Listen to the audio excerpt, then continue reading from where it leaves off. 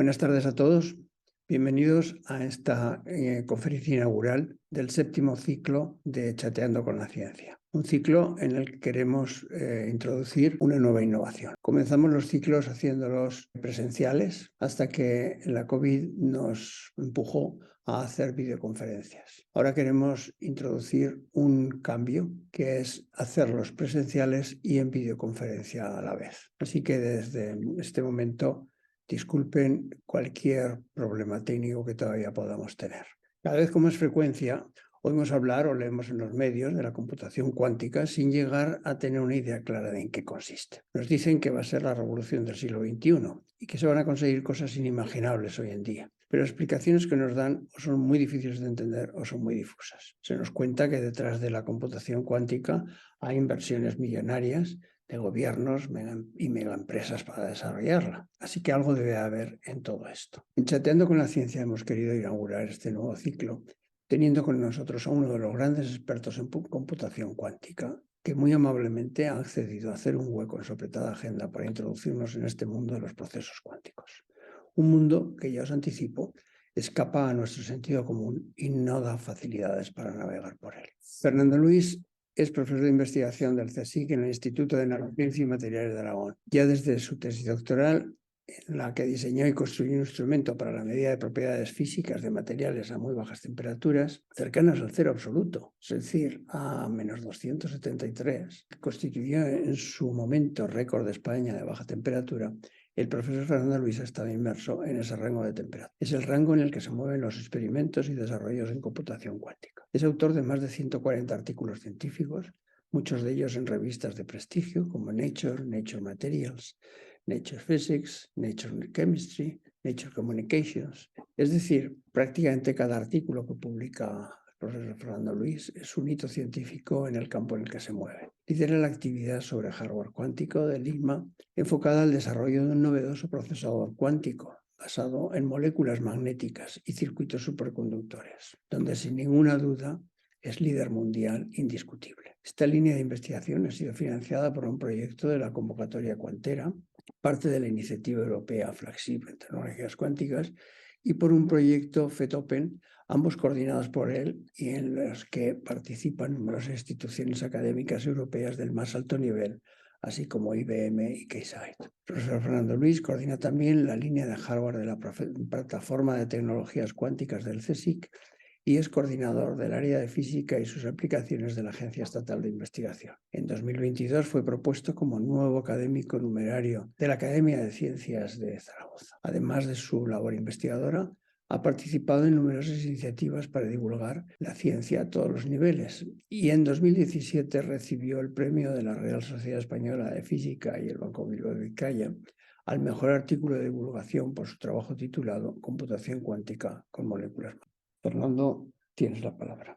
Pues muy bien, muchísimas gracias por la invitación, por la amable introducción. Espero que responda a eso que esperáis, ¿no? Pues os voy a hablar de ordenadores cuánticos y como él mismo ha dicho en la introducción, pues es algo que últimamente habéis oído hablar, ¿no? que tiene cierta relevancia.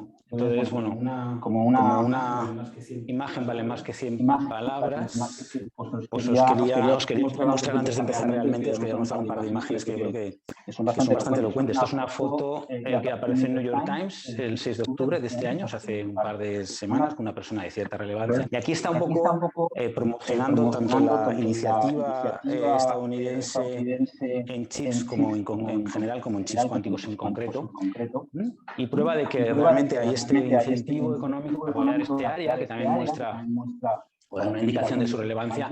Es este otro mapa que bueno, es del año 2021, nacionales e internacionales en este área, ¿no? Cabe destacar, en total de los 24.000 millones de dólares, la mitad casi se los lleva China, pero también llama la atención iniciativas, pues, por supuesto, en Estados Unidos y en Europa global, pero también a nivel nacional, en países como Alemania, Francia, incluso Holanda, con inversiones muy notables. Así que eso, pues como un indicador, nos lleva a hacernos algunas preguntas que son las que querría contestar en el curso de la charla. Entonces lo que quería era, bueno, había articulado la charla pues esencialmente respondiendo a algunas de estas preguntas.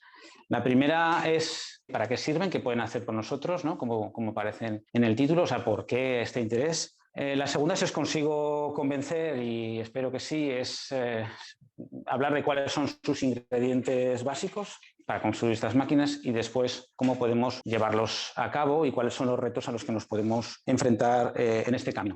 Entonces, empezando con lo primero, bueno, estamos hablando de ordenadores y quizás todos estemos de acuerdo que realmente el desarrollo de los ordenadores es una de las características que nos han influido durante la segunda mitad del siglo XXI, ¿no? Y que han sufrido, y gracias a ellos hemos sufrido una transformación notable, ¿no? Desde las primeras máquinas de calcular que sirvieron para decodificar el código Enigma de los alemanes y ganar la Segunda Guerra Mundial, las primeras máquinas que tenían memoria, lo que ahora llamaríamos una RAM, RAMAC, el primer ordenador que tenía un disco duro, las primeras ordenadores que empezaron a superarnos en algunas tareas, digamos, de tipo intelectual, hasta llegar a, bueno, pues a un portátil como el que tengo encima de la mesa. El cambio, digamos, físico es obvio, ¿no? Ha habido un desarrollo brutal. Y sin embargo, podríamos decir que todos ellos comparten el mismo espíritu, el mismo paradigma. Esencialmente son máquinas que hacen lo que Alan Turing introdujo en su primer artículo del año 1936, en el que introdujo la máquina de Turing, que esencialmente es un conjunto, un registro de información que está en forma de ceros y unos, unidades que pueden ser o bien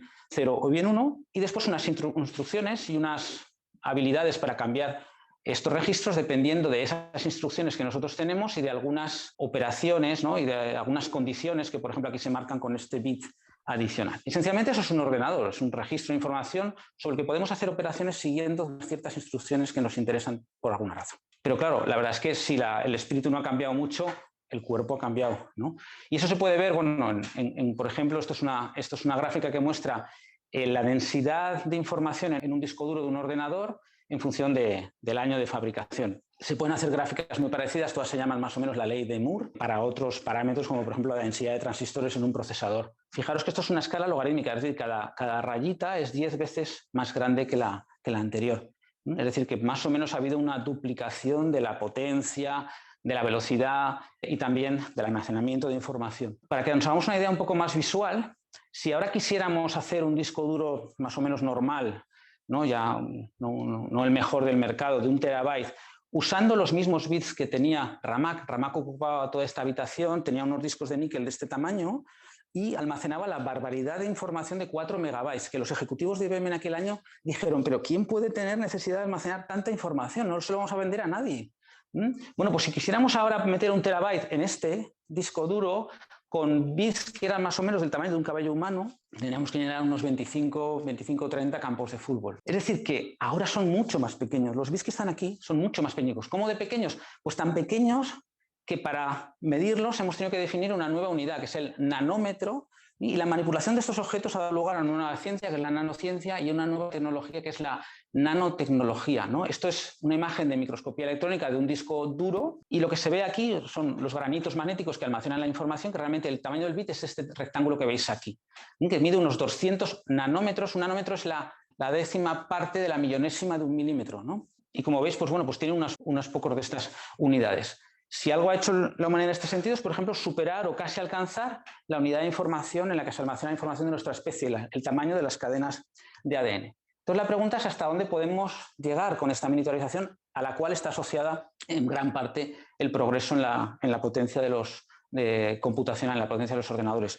En principio hay dos respuestas a esto. Primero, es muy difícil construir muy pequeño, tan pequeño, ya empieza a ser un problema.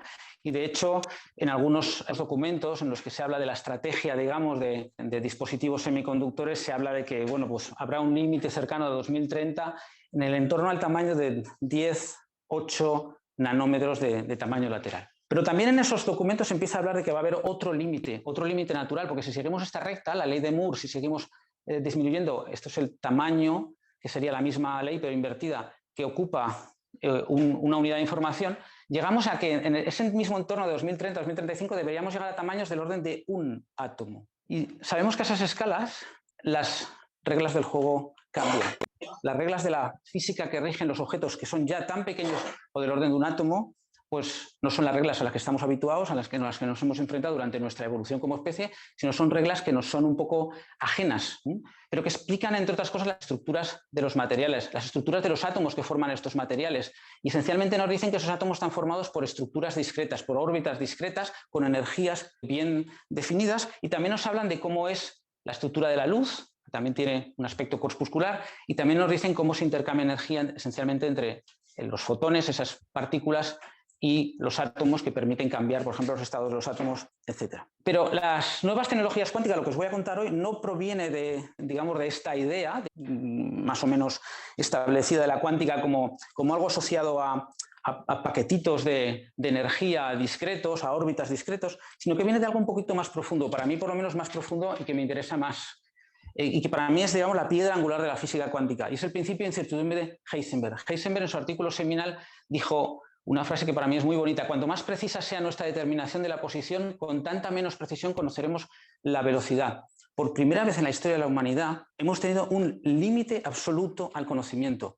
No es porque no podamos medir con más precisión, no es porque no tengamos un instrumento, no, porque aunque quisiéramos medir la posición, entonces la velocidad nos sería completamente desconocida. Tenemos un límite absoluto al conocimiento humano. ¿Y eso qué consecuencia tiene? Pues tiene la consecuencia de que esta descripción, digamos, con órbitas, con una visión, una imagen del mundo, la tenemos que abandonar, a pesar de que nos cuesta, porque nos estamos moviendo en un punto en el que ya no tenemos esa intuición, ¿no?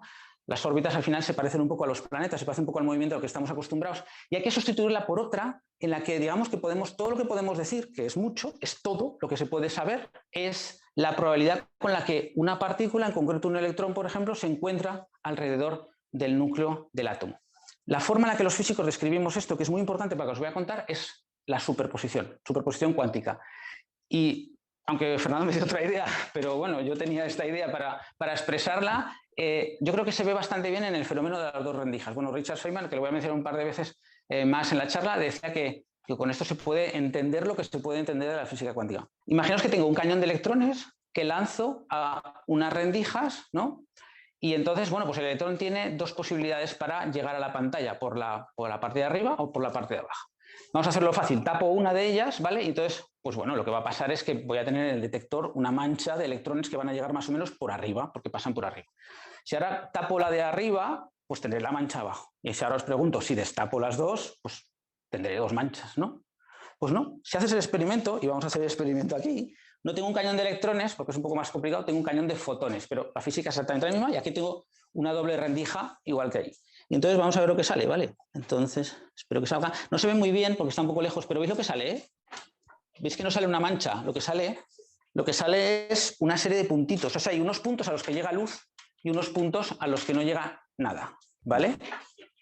Lo mismo pasa con los electrones. Y la única forma de entender eso es que un electrón, el mismo electrón, tenemos que asumir o tenemos que aceptar que está recorriendo dos caminos al mismo tiempo y está interfiriendo consigo mismo pasando por dos caminos. Es decir, que su estado ya no es estoy aquí o estoy aquí, sino que estoy un poco aquí y estoy un poco aquí. Eso no nos pasa a nosotros, gracias a Dios, pero a un electrón sí que le pasa y se puede medir en el laboratorio. Entonces, la cuestión es, ¿qué podemos hacer con eso? Bueno, Richard Feynman, que ya lo mencionaba antes, dio una charla en la American Physical Society en el año 59, a punto de empezar la década de los 60, que trajo muchas transformaciones, y él en esa charla un poco introdujo lo que os he dicho, la nanociencia. En esa charla lo más famoso es "There is plenty of room at the bottom", es decir, hay mucho espacio abajo. Se puede construir muy pequeño. Pero una de las frases que a mí más me gusta es otra. Es esta que pone aquí, que no la veréis muy bien, pero os la leo. Los átomos se comportan como nada que exista a gran escala, porque satisfacen las leyes de la física cuántica. Por eso, si vamos hacia más abajo, hacia escalas más pequeñas, y jugamos un poco con los átomos, estamos usando nuevas reglas. Y por tanto, podemos esperar a hacer cosas distintas. Unos años más tarde, él dio una pista de qué tipo de cosas se podían intentar hacer.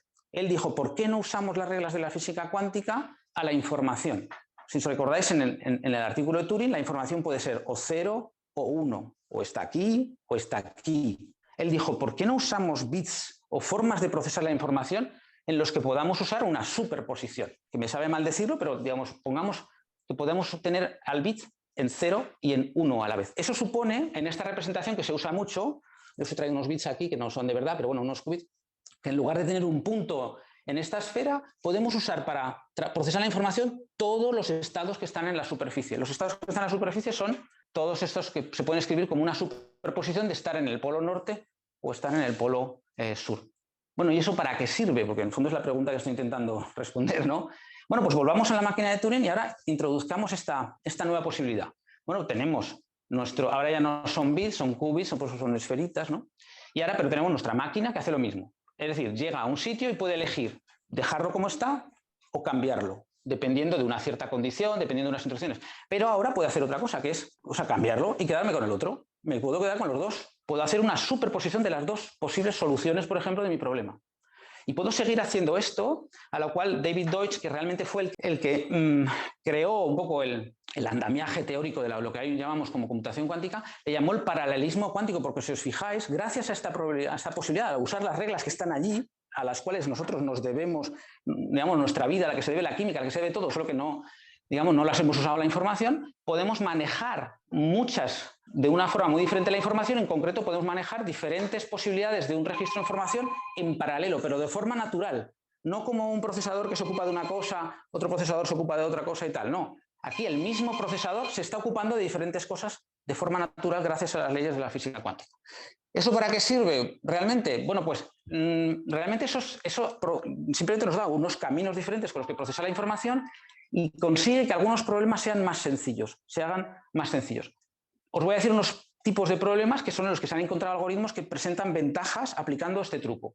El primero, que no a lo mejor nos producirá demasiada emoción a primera vista, es precisamente el que propuso Richard Feynman en su artículo original, es resolver problemas de física cuántica. Claro, la física cuántica se resuelve mucho mejor con un ordenador cuántico. Bueno, pero claro, un problema de física cuántica, por ejemplo, es intentar resolver alguna propiedad de una molécula, de un material, para lo cual lo único que hacemos es hacer una especie de correspondencia unívoca, digamos, del material que me interesa a otro sistema que le llamo ordenador, pero es otro sistema físico. Le llamo ordenador porque tengo mucho más control sobre él, puedo cambiar todas sus propiedades como yo quiera. Por ejemplo, puedo cambiar cierto parámetro e ir siguiendo su estado fundamental, el estado de mínima energía, hasta llegar a un parámetro que, digamos, sea comparable a la situación que me interesa a mí. Eso es computar. Y ahora leo el resultado y digo, ahí va, mira, ya entiendo, he hecho esta transformación y ahora deshago la transformación y me está diciendo cuál es la estructura electrónica, por ejemplo, de esto que es una foto del grafeno, por ejemplo. Eso tiene aplicaciones, esto se llama simulación cuántica, no realmente es computación cuántica, y tiene numerosas aplicaciones, pero además creo que es un ejemplo muy bueno porque nos dice realmente en qué se basa esta ventaja de usar la física cuántica para la información. Simular un problema, por ejemplo, la estructura de una molécula, la estructura electrónica de una molécula, es un problema muy duro. Simplemente escribir los estados crece así, crece exponencialmente. Es decir, si yo quiero simular 2 electrones, va que te va, 4, 5, ya la cosa empieza a ser durilla, ¿eh?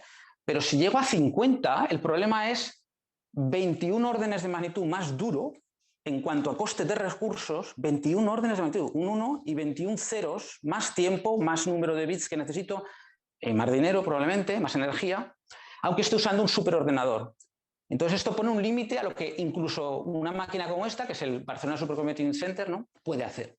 Sin embargo, para un ordenador cuántico es un juego de niños, porque como en el fondo todos los estados cuánticos los puede digamos, representar de una forma muy natural, al fin y al cabo es cuántico también, eso va lineal. Es decir, que quiero una molécula el doble de grande, el doble de qubits me vale. Fijaros, cuando llegas a 50, pues no hay molécula que se pueda simular y, sin embargo, en principio un ordenador cuántico lo podría hacer. A este punto, a esta frontera en el que llegamos al límite de lo que existe, digamos, en el planeta en potencia computacional, se le llama supremacía o ventaja cuántica. Supremacía es algo que se usa en Estados Unidos.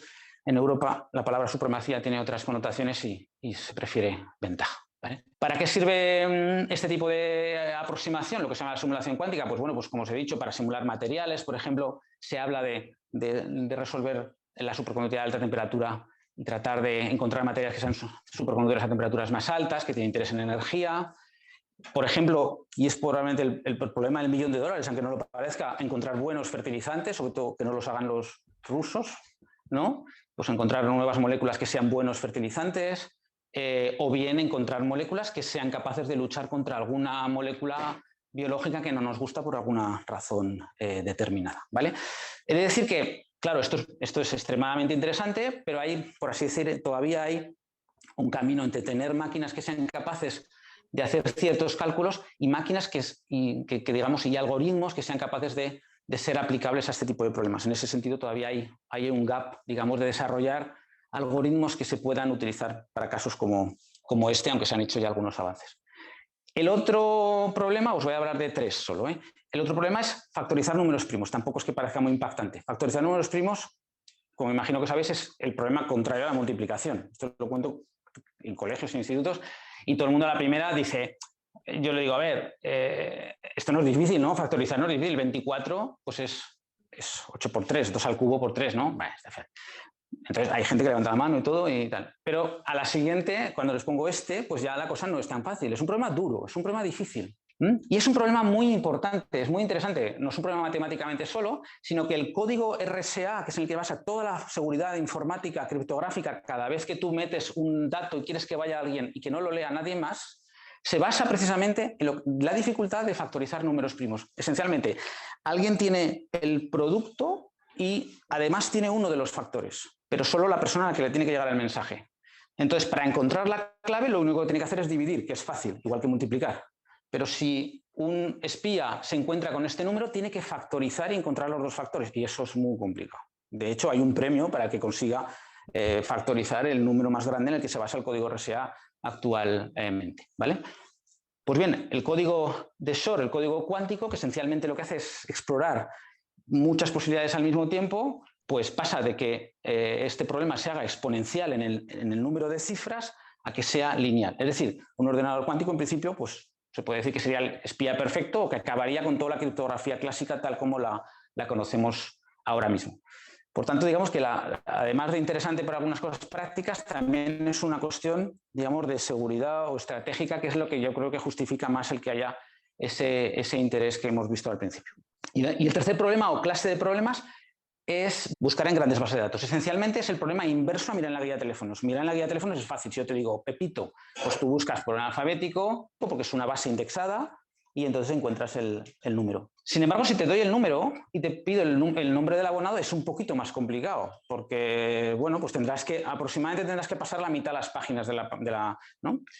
Entonces, bueno, pues Grover en 1906 encontró un algoritmo cuántico que esencialmente también pues, es capaz de buscar todas y encontrar cuál es la que mejor cumple con lo que tú le pides, que esencialmente que cumpla con ese número.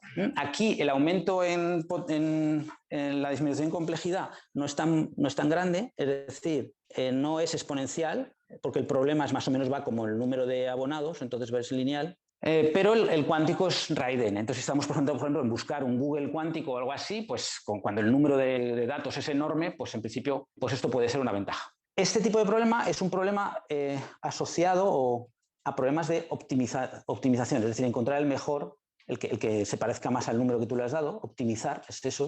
Y de esos hay varios y para ellos también se están explorando algoritmos cuánticos. Uno quizás más famoso es el encontrar el camino óptimo para un representante, ¿no? Que tiene que pasar por ciertos puntos, que es un problema también matemáticamente muy duro.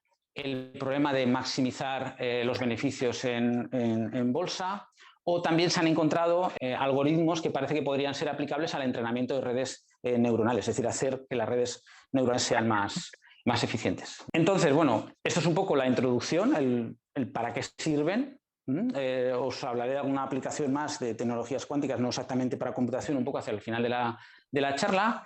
Entonces, si os parece que es suficientemente relevante, pues podemos entrar en ver qué son. Esto va a ser un poquito más abstracto, pero solo un poquito más y además, bueno, pues así puedo usar los juguetes que tengo aquí sobre la mesa. Esencialmente, un ordenador cuántico es igual que un ordenador, igual que hemos visto en la imagen de la máquina de Turing, está basado en ciertas operaciones elementales. De hecho, también en un ordenador convencional se puede demostrar que si tú eres capaz de hacer un cierto conjunto de operaciones básicas que se llaman universales, entonces puedes hacer cualquier problema que se pueda resolver. En el caso de trabajar con qubits, las operaciones son operaciones con un qubit, que esencialmente lo que hacen es pasar de un estado, el que sea, a otro estado que sea una superposición. Por ejemplo, paso de 0 a una superposición de 0 y 1, que aquí es como girar. Entonces, bueno, pues lo podemos ver cómo eso cambia. Ese cambio lo podemos hacer aquí. Os he traído, bueno, tenemos un pequeño demostrador de qubits. No sé si se ve ahí. Vale. Entonces, mi qubit es esta bola verde. No es un qubit de verdad. Es decir, el programa calcula las probabilidades que tiene que tener el qubit. Entonces, por ejemplo, lo voy a poner primero en el estado 0, que es lo que os he dicho. El estado 0 va a ser una bombilla apagada, ¿vale? Entonces, el estado 0 de esta bola, pues, significa que siempre está en el estado 0. Espero que siempre esté apagada, ¿no? Siempre está apagado. Vale, esto está. Y si lo pongo en estado 1, que es el otro estado, digamos, de información clásico, pues estará siempre encendido. Espero que siempre esté encendido, ¿vale? Y no hay ninguna sorpresa. Sin embargo, si lo pongo en una superposición, es decir, si hago la primera operación, pues lo pongo en una superposición que sea 0 más 1, bueno, está en el 49,8% de 0. Eso significa que cada vez que abra la bola, es decir, yo en principio os tenéis que creer, claro, esto es el ordenador que lo va a hacer con la bombilla no sé cómo estará ahora, tenéis que pensar que la bombilla está viviendo en ambos estados al mismo tiempo y solo cuando yo miro, digamos, cuando yo mido, pues creo uno de los dos. Entonces ahora pues estará encendida, espero, pero la siguiente vez está apagada y la siguiente vez está apagada y la siguiente vez está apagada otra vez. En general, si tú haces muchas, pues te tiene que salir la mitad de cada una, que es lo que hace. Vale.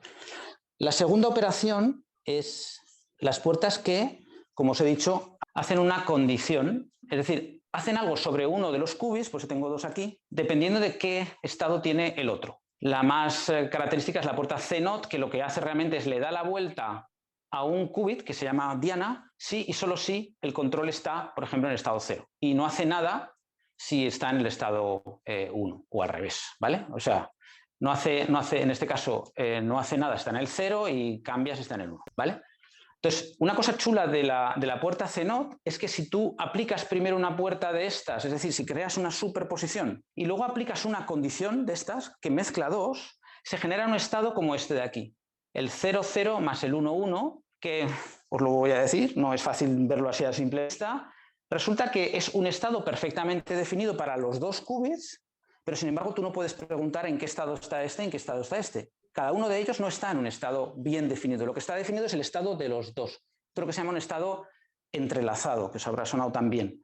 Y es el segundo ingrediente, como veis, en este caso es casi una condición natural. El hecho de que yo tenga muchos qubits y quiera hacer muchas cosas con ellos, hace que voy a ir aplicando superposiciones, pero luego voy a ir haciendo condiciones y el asunto se me va a entrelazar. Es decir, los estados al final van a estar correlacionados de una forma muy diferente a cómo está el registro de un ordenador convencional. Eso es la otra cosa que es importante. Un ordenador cuántico se diferencia de uno clásico en el que el momento en el que está procesando información, la información ahí no está almacenada. Aquí hay un 0, aquí hay un 1. Ya no lo puedes ni preguntar. La información está repartida en todos, en unos estados en los que realmente la información está en las correlaciones. Y ostras, ¿qué es eso de las correlaciones? Pues lo voy a enseñar un momento aquí, porque para eso me he traído las dos bolas. Entonces, ahora cierro este programa y abro el programa de las dos.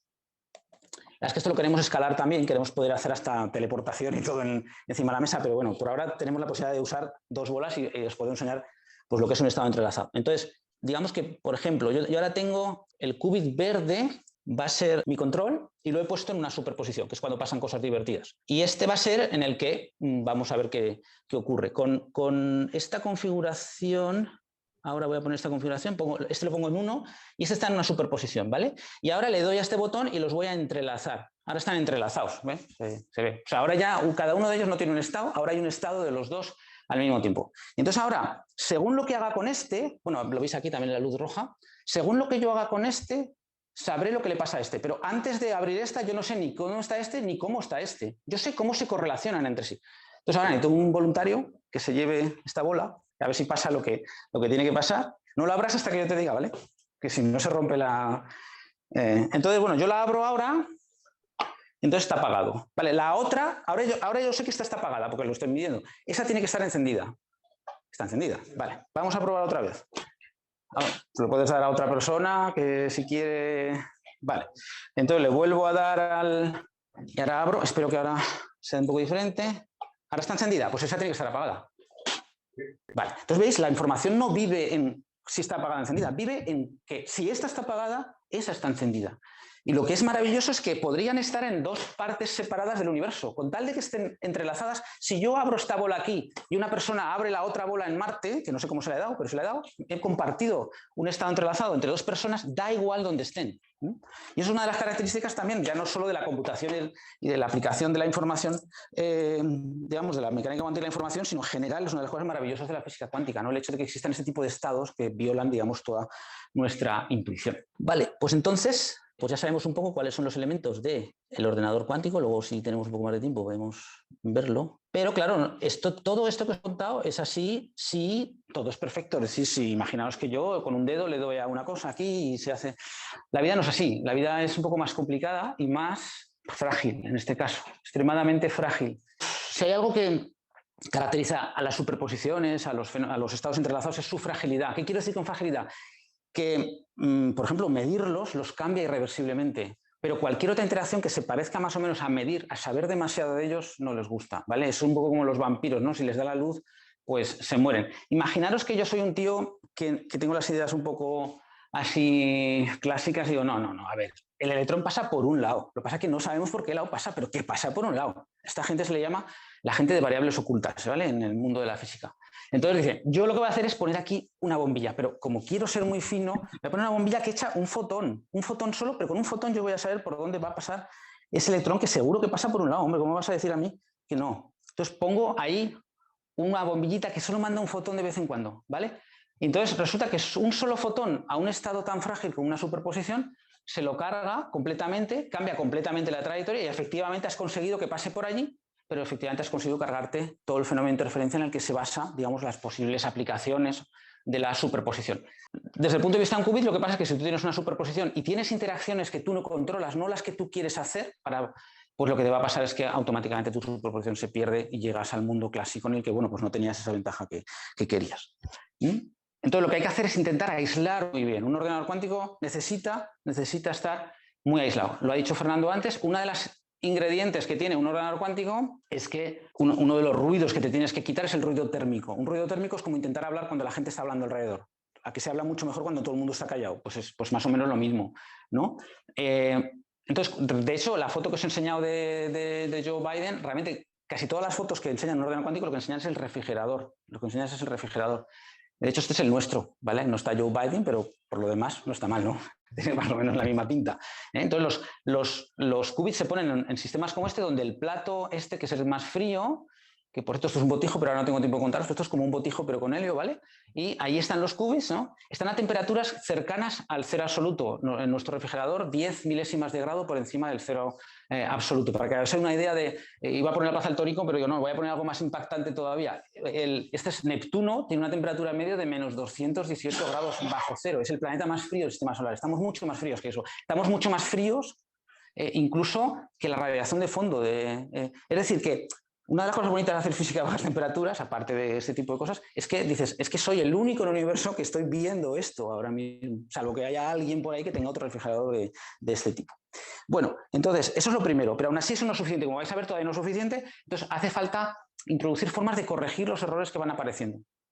Corrección de errores no es algo que nos inventamos en mecánica cuántica. Cualquiera que ha usado... ha intentado meter mensajes a través de un medio suficientemente ruidoso, sabe pues que claro, se producen errores, ¿no?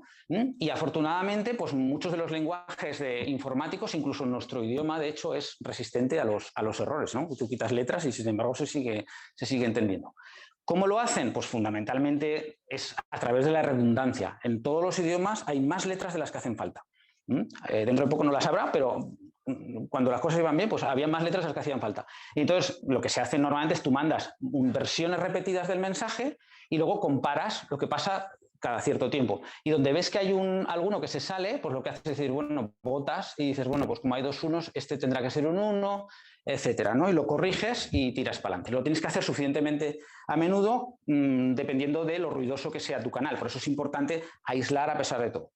En computación cuántica es complicado porque realmente simplemente medir destruye el mensaje, pero se encontró también Shor encontró que es posible medir el error sin medir la información, ¿vale? Eso es muy bonito, pero al final la solución es la misma. La solución es que tienes que añadir más información, tienes que hacer redundancia, es decir, que donde tenías un qubit para codificar una unidad de información, tienes que poner un montón de qubits, ¿no?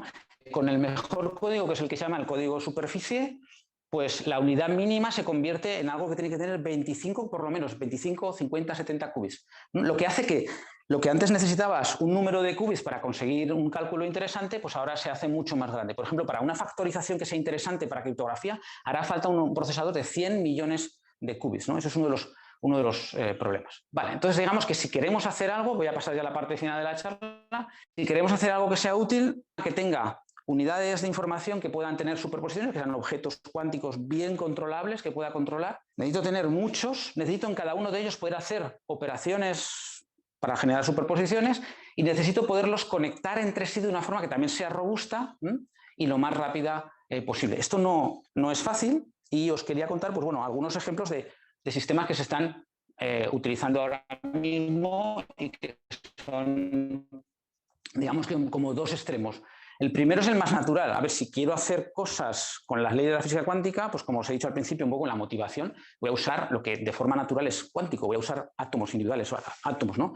Los átomos tienen niveles discretos y en ellos puedo codificar la información. Pues, por ejemplo, pues 2 de ellos los elijo y con luz puedo cambiar entre ellos y puedo hacer que pasen de 0 a 1. Los tiempos de coherencia de esta aproximación son récord. Además, diréis, ¿cómo consigo tener un átomo a mi disposición? Bueno, pues los átomos, curiosamente, aunque los láseres se asocian a calentar, los átomos se pueden frenar con una luz láser y con campos electromagnéticos, un campo eléctrico, porque son iones, se pueden conseguir que se sitúen lejos entre sí y además, digamos, de una forma controlada. Más o menos se crean como trampas electromagnéticas enfriadas por láser en las que puedo tener hasta 20. Esto es una foto real de átomos. De hecho, además, lo bonito de esto es que esto se ve en una mesa óptica. Vamos, no es algo como un criostato. Esto está en una mesa óptica muy complicada con 1 millón de láseres alrededor y puedes ver, por ejemplo, son átomos de iterbio. Tiene la limitación de que pueden tener eso, como máximo 20, 20 y tantos, aunque están trabajando para aumentar. Entonces, pues puedes tener otro con otras propiedades y además encontraron, y esto es también interesante decirlo, esto es una aportación de un español, de Juan Ignacio Cirac, una forma de conectarlos entre sí, de hacer las puertas estas condicionales, a través de una idea muy bonita, que es hacer vibrar, es decir, por ejemplo, imaginaos que tengo en el 1 baja y le cede la energía a la vibración, se ponen a bailar los átomos y esa energía la puede pillar otro y pasar de 0 a 1. La pilla el que tiene la misma energía que este, porque hay que conservar la energía, eso es impepinable. Y de esa manera puedes elegir entre qué dos pones a hablar a través de ese pequeño baile de los iones. Con esto se han hecho cosas muy bonitas, como os he dicho, pues tienen control sobre cada uno de los estados cuánticos de los átomos y han conseguido hacer la primera realización de un código de corrección de errores parecido al código de superficie que os he dicho antes, que es un código de color que también, de hecho, diseñó un investigador español. Y además, incluso me lo han llevado a intentar llevar esto a un chip. Se ha fundado una empresa, IonQ, que el año pasado salió a bolsa. Es decir, que en principio, pues bueno, pues quieren hacer pequeñas máquinas. Uno se podría incluso comprar una pequeña máquina, que como os digo, son muy interesantes, pero pues por ahora probablemente durante bastante tiempo estarán limitadas en el número de átomos que pueden manejar. La otra opción es decir, bueno, los ordenadores son circuitos, vamos a intentar hacer algo con circuitos, igual que lo estábamos haciendo, ¿no? La otra aproximación. Una de las más interesantes es la que usa circuitos superconductores, que supongo que también habréis oído. La superconductividad, esencialmente, se usan 2 ingredientes de ella. La primera es que no tiene resistencia. Esta es la primera medida de la superconductividad del mercurio que hizo Cameron Lones en Leiden. Y el otro ingrediente es la posibilidad de que los electrones en un superconductor son capaces de hacer pasar barreras por efecto túnel, ¿vale? Es decir, se están apareados, forman lo que se llaman pares de Cooper y son capaces de atravesar una barrera a lo que se llama el efecto Josephson. La suma del efecto Josephson y la superconductividad nos dice que va a haber poca disipación, o sea, no hay ruido, y esto lo que nos está diciendo, el efecto túnel está asociado a la posibilidad de tener una superposición de 2 estados que son estar aquí o estar aquí. ¿Vale? Entonces, usando esto, pues hay una cosa que realmente es impactante, es que se consigue que circuitos, y en particular en variables que uno mide con un polímetro en casa normalmente, sigan las leyes de la física cuántica. Es decir, que por ejemplo podamos hacer superposiciones de la corriente circulando en un sentido o la corriente circulando en otro sentido en un anillo superconductor roto por 2 de estas uniones, que es lo que se llama un squid, o en este mundo se llama un qubit de flujo, donde los estados son esencialmente pues eso, los sentidos de la circulación de la corriente. O incluso más sencillo, el qubit más usado es lo que se llama la caja de pares de Cooper, que es tal cual una caja, es decir, que es una caja separada por una de estas uniones y donde yo puedo tener o un par de Cooper y a eso le llamo un 1, o 0 y eso le llamo un 0, pero puedo tener superposiciones debido a este efecto de aquí. Y con eso pues, se pueden hacer operaciones. Lo más potente de esta aproximación es que con esto se puede, de la misma manera que se hacen los chips, se pueden hacer chips cuánticos superconductores, como veis aquí, en los que virtualmente lo más potente es que se pueden cablear entre sí, pero literalmente, ¿no? Aparte de lo que a mí me parece que también es impactante es que uno está viendo con los ojos, porque esto es un chip que tiene micras de lado, no es un átomo, es un átomo, en lo que se están viendo superposiciones entre cosas así tan mundanas como lo que uno normalmente está acostumbrado a medir en un circuito. Además, se ha desarrollado una tecnología que no voy a explicar en detalle, pero una tecnología que esencialmente usa el mismo truco que os he contado antes de las vibraciones, pero en este caso no son vibraciones mecánicas, sino son vibraciones del campo electromagnético. O sea, un fotón que se puede atrapar en un trozo de circuito, igual que en una cuerda que coges y haces así y se forman estos modos, ¿no? Pues lo mismo con los fotones, para poder mediar interacciones y hacer operaciones entre dos de los qubits. El punto fuerte que tiene, por tanto, es que es muy escalable. De hecho, ha jugado un papel muy grande en alcanzar esa codiciada meta que era alcanzar la supremacía cuántica, ¿no? Además, ha traído también a empresas como Google y otras que os voy a enseñar ahora, ¿no? Google fue el primero que consiguió un procesador con ese aspecto que habéis visto de más de 50 qubits, 53 qubits, que lo que ese procesador hiciera no lo calculaba nadie, pero nadie en el planeta y nadie nunca, ¿vale?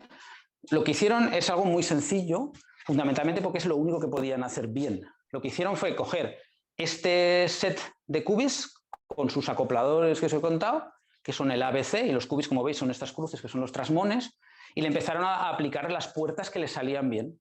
Y aplicaban una serie de puertas, pim, pam, pim, pam, pim, pam. Es decir, hacían, venga, una superposición, ahora conecto, ahora tal, ahora cual, y mido. Y lo iban haciendo con más y más y más y más qubits involucrados, ¿vale?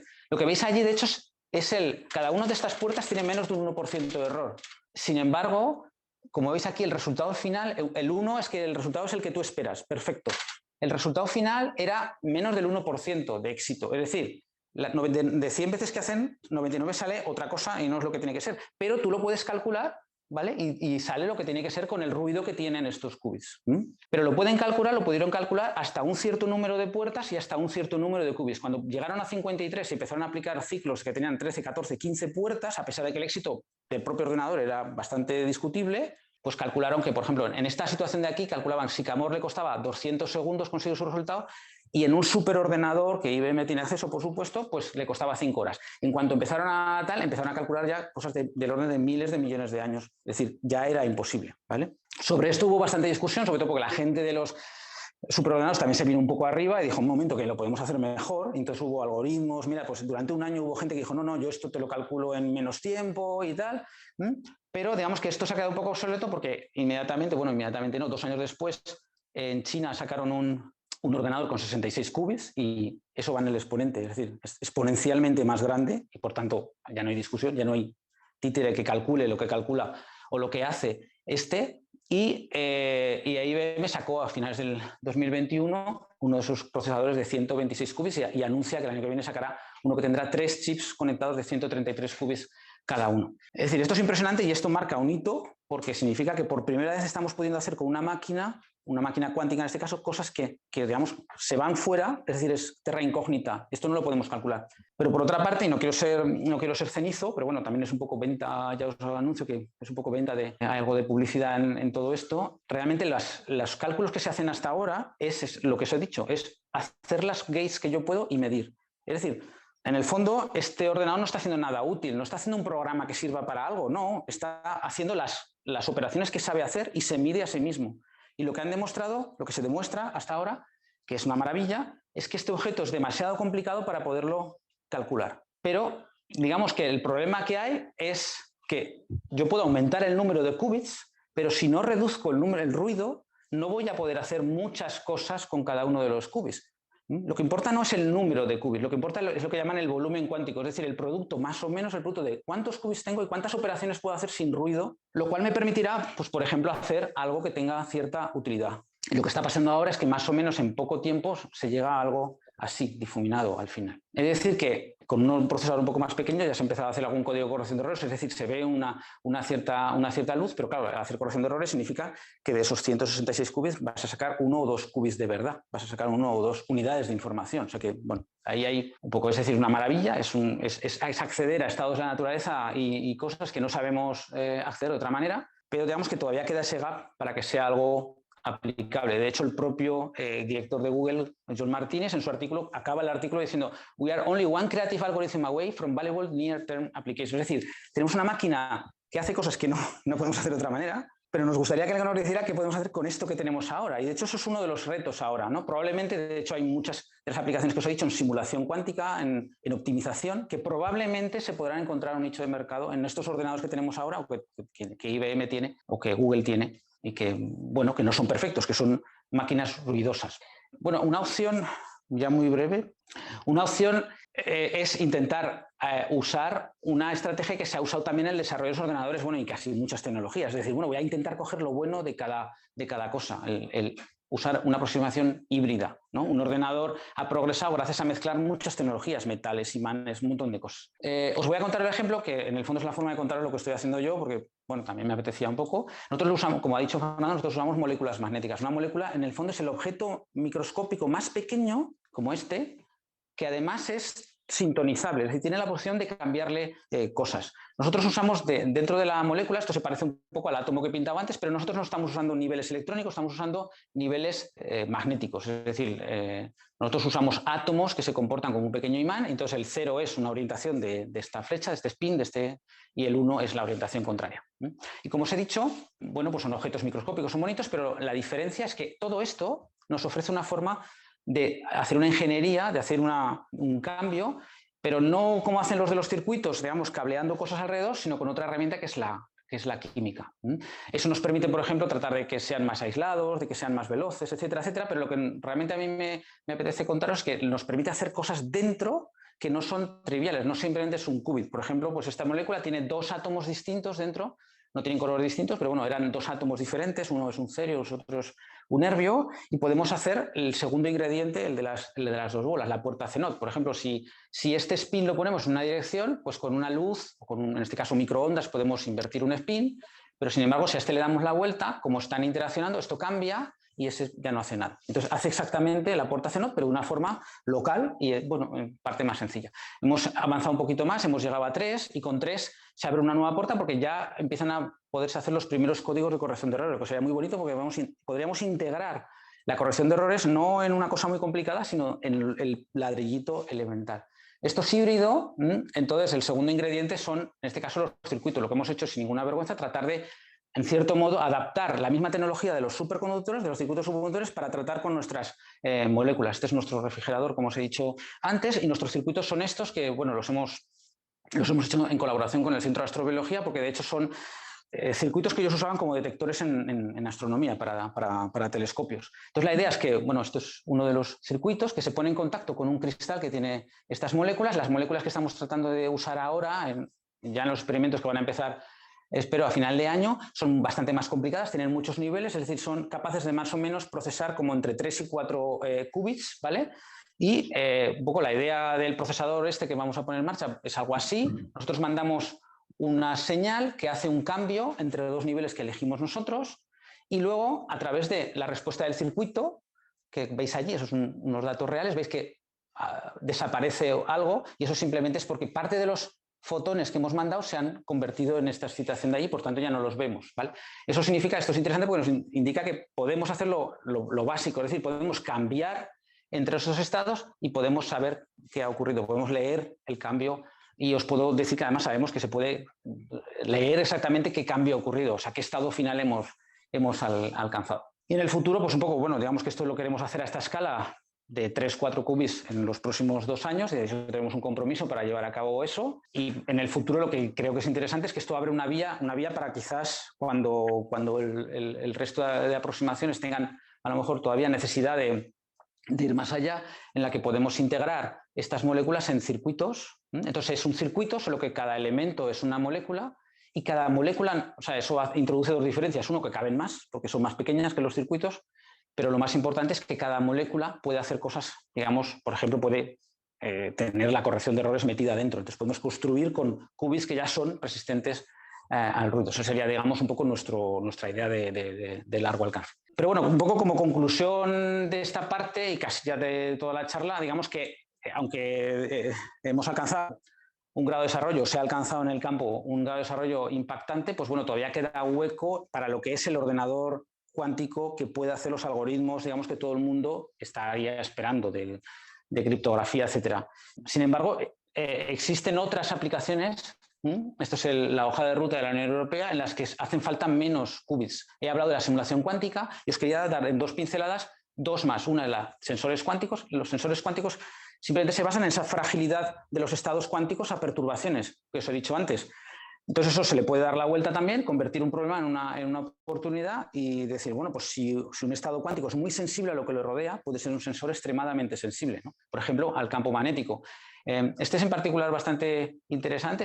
Son defectos en diamante, les llaman defectos de color porque le dan color al diamante, son esta estructura cristalina y además emiten luz. Y midiendo la luz se puede saber su estado de spin. Y con ellos, pues, por ejemplo, se pueden poner cerca de una molécula y se puede medir con ellos la respuesta de los núcleos. Se puede hacer una resonancia magnética al nivel de unas pocas, todavía no tan pocas, pero soñando, digamos, se podría hacer una resonancia a nivel de una sola célula o algo así. O se puede usar también para medir el campo magnético terrestre, es otra de las aplicaciones que se han dicho, ¿no? El campo magnético terrestre te permite orientarte en la Tierra y, por ejemplo, podrías hacer localización sin necesidad de usar el GPS, ¿no? Que en algunas situaciones pues es interesante. Y lo segundo es la comunicación. La comunicación está basada en este fenómeno del entrelazamiento que os he hablado, ¿no? de que uno es capaz de compartir estados que se mantienen a distancias muy grandes. Entonces, por ejemplo, Alice y Bob pueden compartir 2 fotones entrelazados o 2 cosas las que sean entrelazadas.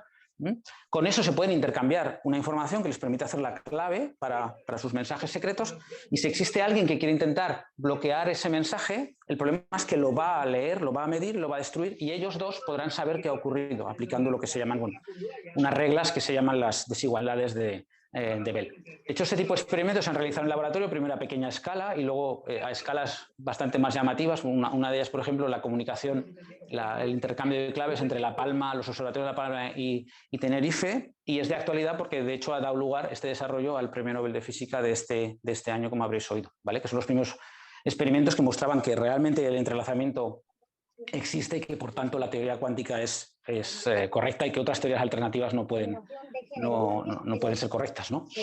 Desde el punto de vista práctico ha dado quizás un salto de gigante pues, con la aplicación a la comunicación a través de satélite, que desgraciadamente no se ha hecho en Europa, que es donde se hizo la primera parte, sino en China. Pero bueno, entonces, por concluir, digamos que esta evolución, digamos, de los ordenadores, que en cierto modo se ve como algo que tiende a frenarse, en cierto modo, ¿no? Va a haber uno de los problemas que puede ocurrir es que haya un límite simplemente por las condiciones físicas, probablemente llegará antes un límite simplemente práctico, de que no se puedan construir cosas que funcionen de la misma manera, más pequeñas de las que hay, pero luego, bueno, pues viene una oportunidad no solo para hacer información o computación, sino para otro tipo de aplicaciones, que está asociada a la explotación precisamente de esos fenómenos que aparecen cuando las cosas son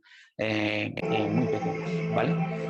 Y nada más, con eso acabo. Os dejo con la frase que realmente más me gusta del artículo de Richard Feynman y bueno, igual es una de las imágenes en las que se ve a la mujer que ha robado un bebé del hospital de Basurto. Muchas gracias. Muchas gracias, Fernando. Lo bueno de este sistema mixto es que ahora sí que hay aplausos. Hasta ahora no podríamos tener aplausos en las teleconferencias. Para esperar un poquito a que haya preguntas, no sé si habrá alguna de momento. Hay alguna que me gustaría hacerte. No pretendo que me expliques lo del enlazamiento porque no creo que haya quien lo entienda, ¿no? Pero, ¿cómo se enlazan 2 partículas, no en tu sistema, que posiblemente sea, vamos, dentro del, con comillas, relativamente sencillo, sino cómo demonios enlazan 2 partículas, fotones, electrones, lo que sea, en Tenerife y se llevan uno enlazado a Las Palmas? O se meten uno en un satélite y lo suben para arriba. Sí. El tratamiento de fotones se hace a través de la interacción de los fotones con un cristal que está entrelazado de alguna manera. Puede ser un cristal de diamante, por ejemplo. Es decir, tú generas un estado entrelazado en la materia y lo transfieres a la luz. Haces una interacción que sea biunívoca entre... Entonces, si tú mandas dos fotones que interaccionan con un estado entrelazado y los dos fotones se entrelazan al interaccionar con la Como tú materia. has explicado muy bien, eso es muy sensible a cualquier perturbación. Sí. Tú los tienes que enlazar pues, a unas milésimas del cero absoluto. Y ahora, bueno, ¿cómo lo sacas del refrigerador y te lo llevas a otro refrigerador y te lo mandas al espacio? Sí, o sea, en experimentos que se han hecho en laboratorio, esencialmente lo que han hecho sí es conectar, por ejemplo, dos centros de diamante. Hay que decir que hay fenómenos cuánticos que sobreviven a temperatura ambiente. No todos los fenómenos cuánticos son estrictamente de muy, muy baja temperatura. Por ejemplo, la coherencia en centros de diamante, eso es lo que les hace interesantes para ser sensores, sobrevive a temperatura ambiente. Entonces hay ciertos centros que se pueden usar y en el fondo, bueno, a ver, un estado atómico sobrevive a temperatura ambiente. Es decir, tú para según qué aplicaciones necesitas enfriar, pero hay situaciones en las que puedes funcionar a temperatura ambiente. Y para entrelazar usan cristales. Ahora me pillas el experimento de Alan Aspect, no sé exactamente, pero sí, en experimentos que han hecho en la Universidad de Delft, por ejemplo, pues usan vacantes de diamante. O sea, usan un estado entrelazado de dos espines y hacen interaccionar la luz, que es un centro activo ópticamente, hacen interaccionar la luz con los dos y esos dos, que están a su vez entrelazados, los fotones se entrelazan entre sí. Mira, Paco. Dentro de lo que he leído sobre los ordenadores cuánticos, hay dos situaciones que querría conocer un poquito tu opinión. Hay quien habla de que esto puede tener una aplicación real, pues eso, en los años 40, 50 de este siglo, y que con la segunda jerarquía que es imposible que en este siglo XXI esto llegue a tener una aplicación cotidiana, no lo sé. ¿Qué opinión tienes al respecto? O sea, lo primero es que aunque hubiera ordenadores cuánticos, yo dudo que sean objetos cotidianos. O sea, un ordenador cuántico, sí, o sea, un procesador no va, o sea, no se trata de sustituir a la electrónica de consumo, no se trata de sustituirlo, va a ser algo que probablemente tendrá que la gente acceder a ella en red. De hecho, ya se está accediendo a los ordenadores de IBM. Uno de los triunfos que tiene IBM es que no solo hizo accesibles sus ordenadores, sino que también hizo un lenguaje de programación. Claro, creó su Windows, ¿no? para su ordenador. Yo creo que pues con esas limitaciones, es decir, son por el momento propósito específico, con unos propósitos muy concretos para resolver problemas de cierto tipo, por ejemplo, en el ámbito biomédico, pues de calcular biomoléculas, de desarrollo de fármacos, desarrollo de nuevas aplicaciones, por ejemplo, en energía, desarrollo de ese tipo de cosas son las en las que se va a intentar. Yo te diría que el sueño de tener un ordenador programable para cualquier uso, yo todavía lo veo un poco complicado, porque todas las ideas que hay para escalar al tamaño que necesita hacer ese tipo de programas, digamos, originales que originaron el interés, la criptografía o el algoritmo de búsqueda de base de datos, requieren un potencial que es realmente difícil y además son extremadamente sensibles al ruido y por tanto y todas las ideas que yo he visto son dudosas que vayan a llegar a alcanzarlo, ¿vale? O sea, yo he visto cosas en átomos pues, que hablan de hacer trenecitos de átomos y moverlos de un sitio a otro para conectarlos con otro átomo, en fin, son cosas muy sofisticadas, un poco sofisticadas. Entonces, llegar a eso, creo que tiene que haber un cambio de paradigma. Digamos, igual que hubo un cambio de paradigma de pasar de trabajar con máquinas que trabajan con bits a procesadores integrados, pues tendría que haber algo así. Necesitamos ese cambio de paradigma, algo. Estoy seguro que lo puede haber, pero yo ahora mismo no lo veo claramente. Pero máquinas que puedan resolver algún problema, a lo mejor incluso asistiendo a ordenadores clásicos, yo creo que eso sí, y eso será útil. Como decían en esa cita que he puesto, digamos, con las máquinas que hay seguro que se pueden hacer cosas interesantes, pero hace falta también encontrar cómo sacarles partido a esas máquinas que hay. Es decir, yo creo que sí que hay un poco de hype, un poco de... pero que seguramente en un punto medio habrá habrá aplicaciones reales de todo esto, sí, que se verá algo real. En el ámbito de la simulación cuántica estoy seguro, es decir, que ayudará a simular moléculas, que ayudará a encontrar soluciones a problemas que son complicados, pero de ámbito muy, por ahora, muy específico. De todas formas, esto un poco a nivel jocoso, ya que esto fue una frase de Feynman, yo cuando estudiaba, la que más conocía de Feynman era que decía, si alguien le dice que entiende la física cuántica, no le crea, miente.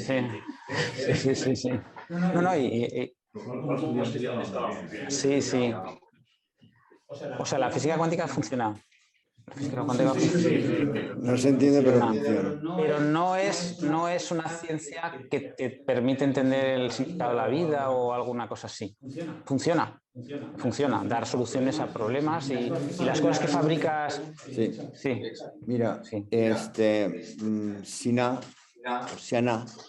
te pregunta si para hacer un ordenador cuántico de unos pocos qubits se necesita una maquinaria tan sofisticada, tan grande, para enfriarlo. ¿Cómo puede enfriar, por ejemplo, el procesador cuántico de IBM? Sí.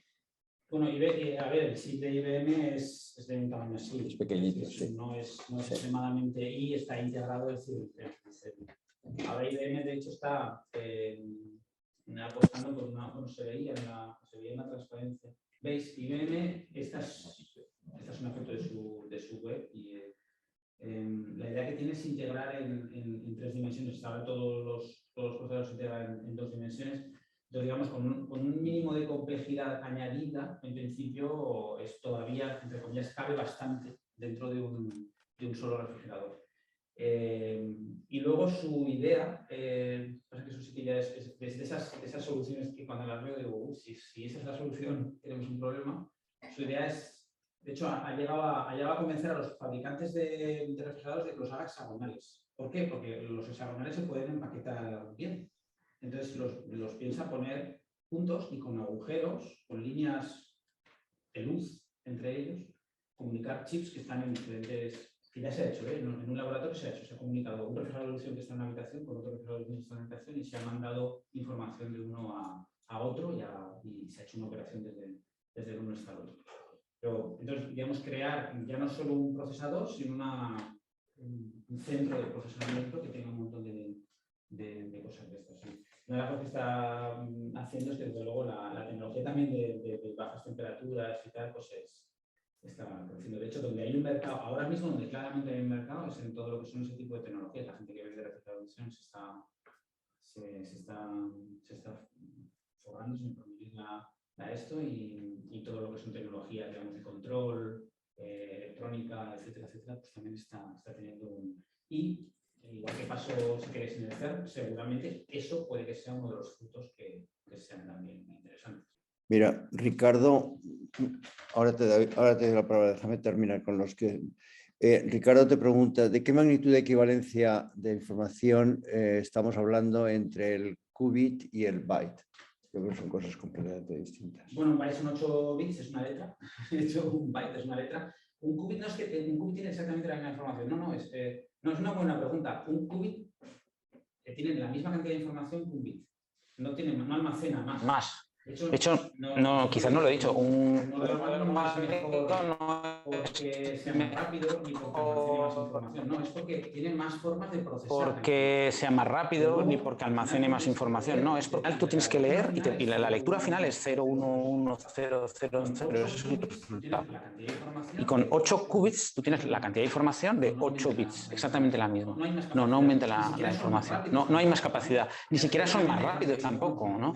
Energéticamente hay gente que dice, bueno, pues energéticamente al no ser disipativos pueden ser un poco más ahorrativos, pero fundamentalmente la gran ventaja es que, como pueden procesar la información de una forma distinta, hay algunos problemas que con ese truco se hacen más sencillos de lo que eran. Consiguen bajar la clase de complejidad de algunos problemas, pero no es que almacenen más ni tengan más información. Tienen acceso a más formas de usar la información. Y Santi Sarasa pregunta, muy buena charla.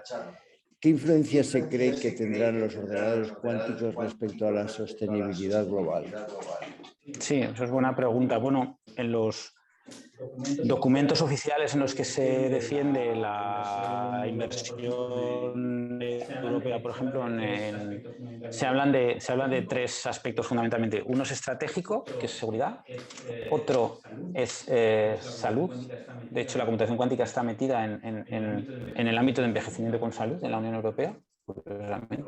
Porque pues, se supone que puede traer mejores fármacos y tal. Y el otro, en principio, es energía. Es decir, entre energía entra el medio ambiente. O sea, sistemas de almacenamiento de energía más eficientes, mejores baterías, etcétera, etcétera. Pero digamos que esos son... ahora mismo, digamos, ese ámbito está a expensas de que haya quizás máquinas un poquito más potentes y sobre todo algoritmos que sean específicos para calcular esas cosas. O sea, se entiende que hay un potencial en eso, pero digamos así realistamente que vayan a conseguir, por ejemplo, mejorar la forma de acceder a las energías verdes o cosas de ese estilo, pues bueno, pues es una de las potencialidades que se le ve a la simulación cuántica, pero así, ahora mismo no hay un resultado. Sí, Belén. tú tenías una pregunta. Como este, en una universidad nuestra, ¿cómo lo hacéis? Quiero decir, a mí me parece, trabajáis como células de un estudio europeo, comparte información y que comparte los desarrollos que hace. Quiero decir, porque me parece que, claro, cada avance que hacéis es muy importante para el avance de los demás, porque sobre todo como todos los que estáis investigando en esta parte, sois como pioneros a la vez. Sí. O sea, no vamos por libre.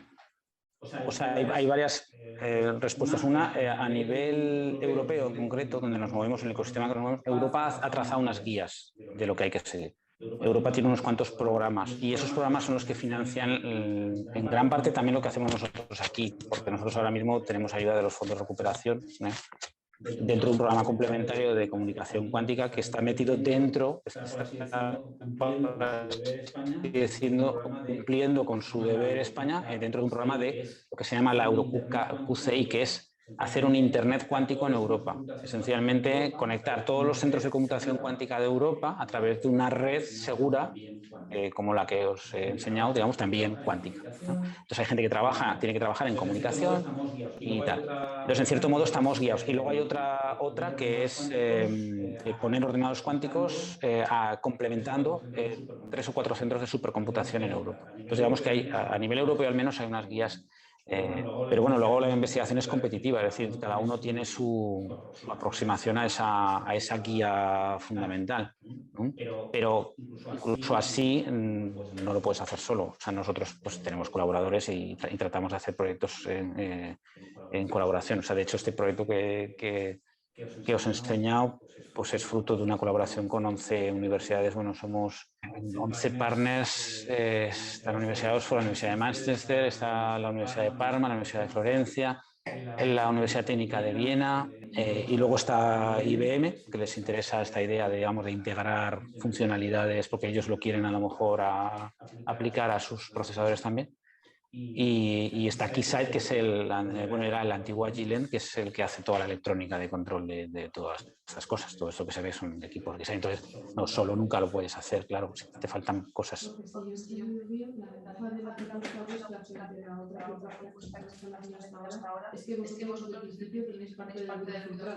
Sí, a escalar. Sí, digamos que eso simplifica, porque por ejemplo yo no tengo que hacer, bueno, yo idealmente cuando hayamos hecho la primera prueba de concepto demostraremos que uno puede hacer manipulación de información a nivel de un objeto. No tengo que comunicarme tanto. A nivel de un objeto ya puedo hacer bastantes cosas. Y si una de esas cosas que puedo hacer es la corrección de errores, está muy bien, porque a la hora de empezar ahora a construir, cada uno de mis ladrillitos ya llevará eso por delante, que es muy importante, que es lo que complica el crecimiento de otras aproximaciones que os he enseñado. Por supuesto, eso implica tener que trabajar con moléculas individuales, por eso el primer prototipo que vamos a hacer va a ser con un cristal, donde tendremos muchas moléculas, donde es mucho más fácil sacar los datos, medir y tal. Y estamos trabajando en ello también, pero eso también tiene unos retos, es decir, que no te voy a engañar es decir, yo me veo nos veo a esta aproximación pues como una como una idea que puede ser interesante, que puede dar ideas interesantes a lo mejor, y que eventualmente, si resolvemos todos los retos que son considerables, pues podría ser, sí, el alimento de seguir donde la fuerza bruta, por así decir, no funcione. Si quieres, lo he mencionado, pero bueno, pues nuestras moléculas, una molécula que consigue hacer algo a nivel interior, lo puedes ver como un pequeño proceso. Y construir procesos integrados es mucho más eficiente que con bit a bit o válvula a válvula. Es un poco la idea, sí. De todas formas, tu investigación es una investigación abierta, no es una investigación industrial. No, claro, o sea, totalmente. Es abierta con un filtro anterior, que es el respetar la primacía. O sea, cuando se consigue un buen resultado, lo primero que se hace es publicarlo. Esa publicación ya te da ese punto bueno, que has sido tú el que lo ha hecho. Pero una de las condiciones imprescindibles para que te acepten un artículo es que sea reproducible. Entonces, estás divulgando en el mundo, en tu mundo, en tu círculo, todos tus resultados. Sí. Hombre, hasta ahora es un mundo que está siendo bastante abierto, incluso desde el punto de vista empresarial. De hecho, uno de los triunfos yo creo que tiene quizás se deba a que incluso las industrias, bueno, están siendo muy abiertas. De hecho, están abriendo sus ordenadores al acceso porque les interesa. Al fin y al cabo, IBM, por ejemplo, es una empresa de servicios. Le interesa que a la gente le interese usar eso y le interesa que alguno a lo mejor encuentre alguna aplicación interesante. Sí. Hasta ahora es un campo muy científico.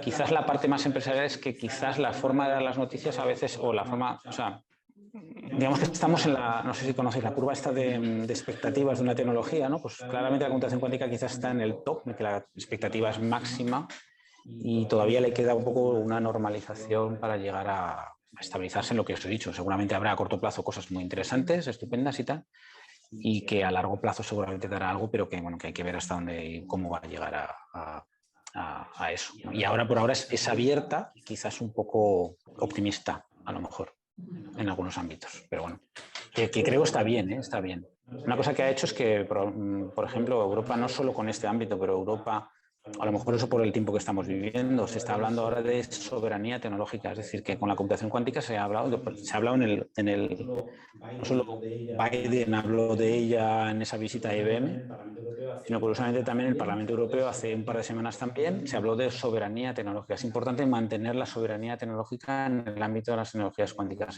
Yo creo que les ha entrado un poco el miedo de que China está llegando muy lejos y tal. Y claro, no puedes pretender hacer con las tecnologías cuánticas lo mismo que se está haciendo, por ejemplo, con comprar los chips y tener que no tener chips para fabricar. Pues un poco eso es el... Entonces, con esto quizás se está aprovechando para que Europa y Estados Unidos, bueno, pues quizás se dediquen a invertir un poco en casa. Mira, tenemos una pregunta tecnología propia de Alonso que me da mucha alegría. Alonso es un chico que empezó, cuando empezábamos nosotros el chateando, vino a las primeras ediciones y luego siguió viniendo viendo la distancia, ¿no? Y estaba estudiando bachillerato, ¿no? Y las charlas le influyeron a la hora de tomar una decisión y estudió física. Ah, bueno, entonces ya sé quién es. Creo que sé quién es. Sí que sabes quién es. Por supuesto que sabes quién es. Sí, sí. Y ahora está en algún sitio del mundo, no sé si estará... Sí, está en el ETH. Está en el ETH, sí, claro, en Zúrich. En el ETH, sí, exacto. En sí, con los que han hecho el código de corrección de errores en circuitos de sí, sí. Y pregunta, hace ya unos años que hay empresas que desarrollan algoritmos cuánticos, banca, química, machine learning, etc. Pero sigue habiendo un cuello de botella en el hardware. Hay gente que habla de burbuja. El mismo John Martinis lleva tiempo haciendo campaña para intentar calmar las aguas. ¿Qué opinión tienes? Yo creo que ya lo he dicho antes, sí. Pero tampoco es tan mala la burbuja. Yo creo que estamos en el tope de la expectativa. Es decir, hay un código de botella en el hardware, también un poco en el software, que por ejemplo, estas máquinas están muy bien. Las máquinas que hay ahora, en principio, son máquinas que hacen cosas, o sea, son imposibles de seguramente, algo veremos, ¿no? Pero ahí también un cuello de botella, es decir, encontrar aplicaciones. Yo creo que es un poco verdad que hay un poquito de burbuja, pero igual no es tan mala la burbuja, sí ayuda a que el sistema se mantenga vivo.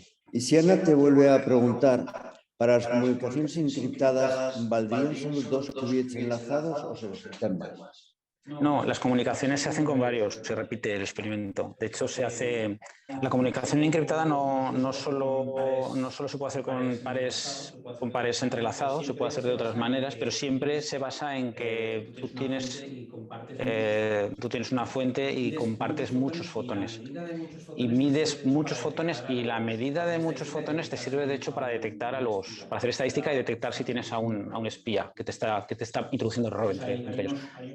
De hecho, hay unos qubits que se usan para eso, y luego otros qubits que entre ellos hacen medidas y no se dicen entre ellos en qué base, eso es un poco un tecnicismo, no se dicen en qué base están midiendo. Y solo se quedan en los que les da el mismo resultado, y eso es la clave. Entonces, de esa manera, digamos, pueden filtrar ruido, y al final de los resultados que tienen los que creen que están en la misma base son los que usan para generar la clave. Sí. O sea, la comunicación se basa en compartir múltiples pares de fotones, sí. Sí.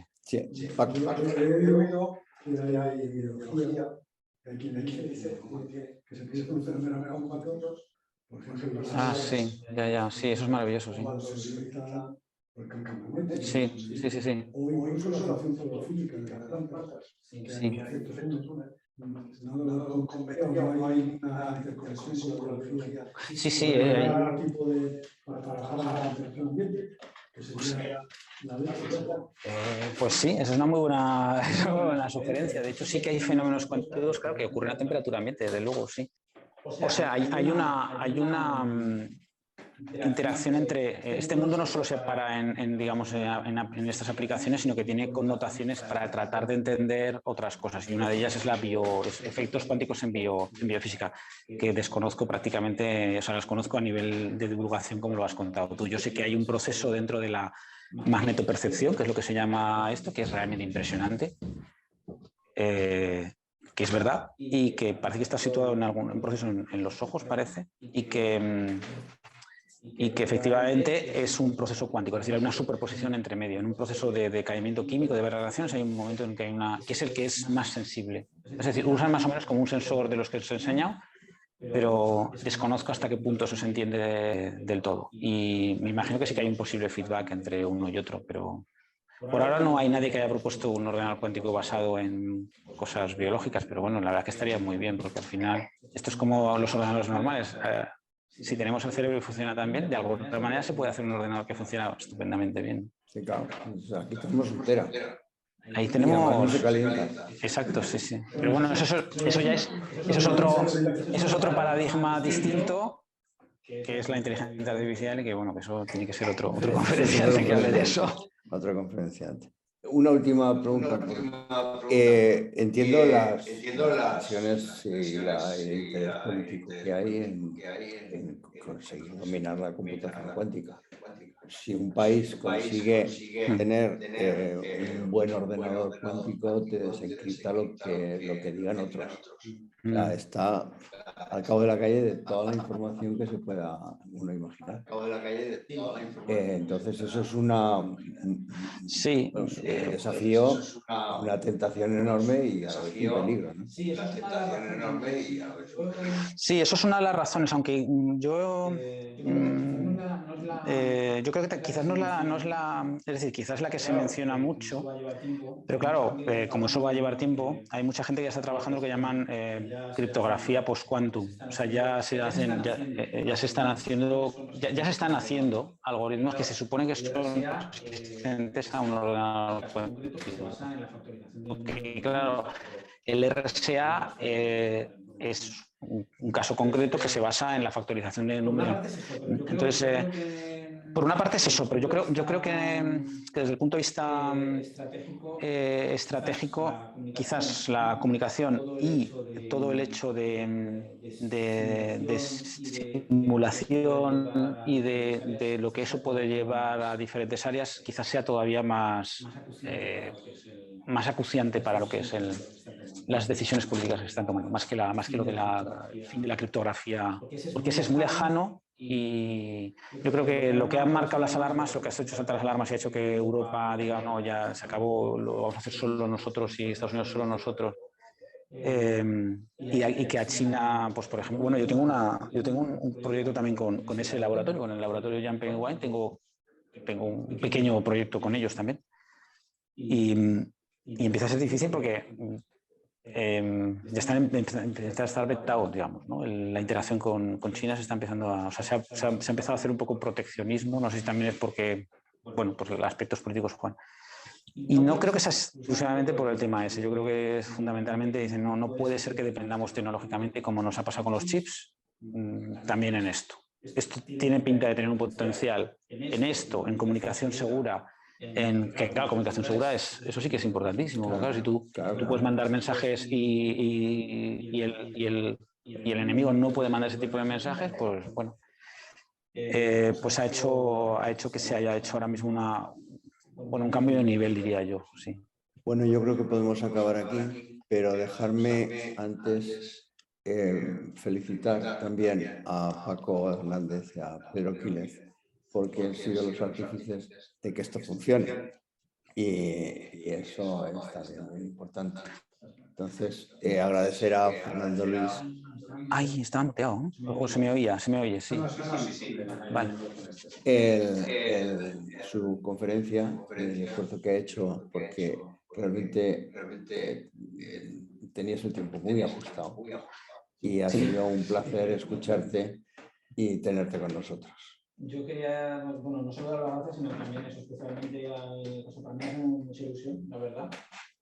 También es un poco reto, porque hablar de esto, en qué nivel lo quieres meter, es un reto, bueno, pero que al menos más o menos haya funcionado. Os lo agradezco un montón, y sobre todo a Fernando y a Pedro y a todos los organizadores, porque yo creo que está muy bien. He visto el programa y yo creo que lo vais a pasar muy bien, así que bueno, que vaya muy bien y adelante el ciclo conferencias y gracias. Gracias.